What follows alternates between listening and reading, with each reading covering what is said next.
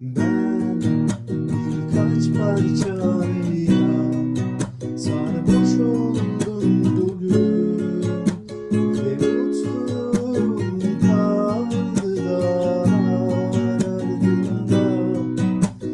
Çünkü yoksun yanımda, değilim İstanbul sonbaharda.